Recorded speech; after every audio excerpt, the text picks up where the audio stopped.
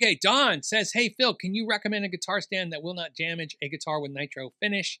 I had a bad experience with a Gibson Les Paul Special in a fret rest stand. It left marks on the body. I only use String Swing and String Swing style products. I am not sponsored by String Swing. All these hangers are String Swings. I use the Zither stands, which I've done a video on. They make their stands in Texas, and they use String Swing hangers. What I will tell you is, I have Gibson Custom Shops, Fender Custom Shops. I'm only saying this for illustration purposes of my what do you call it? I don't know how much I believe in this stuff. My ES335. There's some expensive guitars behind me hanging on the wall that are nitrocellulose lacquer. Oh, my PRS Blue PRS is nitrocellulose lacquer too.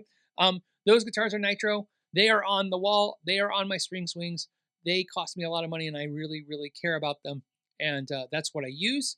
Does that mean that you will never have a problem? No. What I will tell you is, some people say use a cloth, like cotton cloth over them. I don't do that. I don't have anything, like you said. You can see they're just on the stand, on the hangers, which again, the Zither stand would be the same exact hanger as what's on my wall. And what I will tell you about nitro is that it's just important to not leave it there for extended periods of time. What's extended periods of time? I'd say a week, yes, and a month, no. In other words, anywhere in between that, you find the sweet spot. But if you put it on a hanger for a week, or the stand for a week, no problems. For a month, I might start getting nervous. You got to understand what's happening, okay? What's happening when what you're seeing the marks is that's actually heat. The nitrocellulose reacts when it's deprived of oxygen.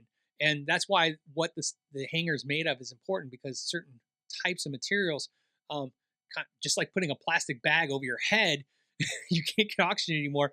The rubber pushes against the finish on the guitar, and the finish reacts to that. It gets superheated. It's pretty generic, but it's the way I understand it.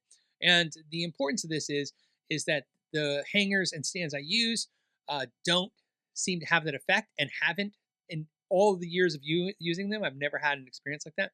However, what I will tell you is that what I'm saying to you is, don't message me a year from now saying, hey, I put it on for a year and I got 2 little light marks. I'm like, well, it's possible. It's possible. It's just not very likely. But it's definitely not likely if you move it every once in a while. Like I said, play the damn thing. just give it a break. Just let it play for a second. And that's it. And that's it. And keep in mind, like I said, no problems with mine, and I trust this stuff. Both String Swing and Zither, but more importantly, String Swing, will not put I've talked to the owners of String Swing, sweet people, great company, small little company in the U.S. They make all their stuff in the U.S. Best thing I can ever tell you, this is absolutely true story. That's why I love telling it. I went to them one day. How I met them was when I had my store. I was walking the NAMM show. I saw their booth. I was a dealer for them. I bought their stuff, but mostly you buy it from third-party wholesalers. I walked up to them and I said, hey, I just want to let you know, thank you for making a great product. I use it unconditionally. And what I loved is it had good margin on it as well. And which was tough, because Guitar Center was selling for half of everybody else. but people loved them, so they would pay, a small dealer the right price, or the price we needed to sell it at. And they said, thank you for saying that. They said, and the good news is, obviously you don't have to compete with Guitar Center anymore. And I said, no, Guitar Center carries your stands. And they go, as of this show, they don't carry our stands and hangers anymore. Guitar Center still does not carry their stands and hangers in their stores. And the reason is Guitar Center went to them, and basically at that time, I think they were charging, this to tell you the time difference, I think that at that time the hangers were selling for $388.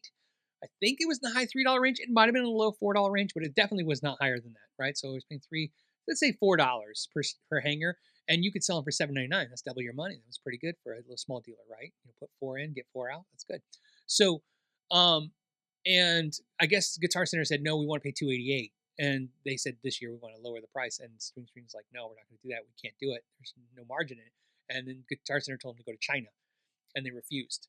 They didn't want to change, and they still haven't changed, and they still make them. And I applaud them for that. They make quality product. And what's great about that is, I've been using it ever since I can remember. So that's why I recommend them. It's one of the few things.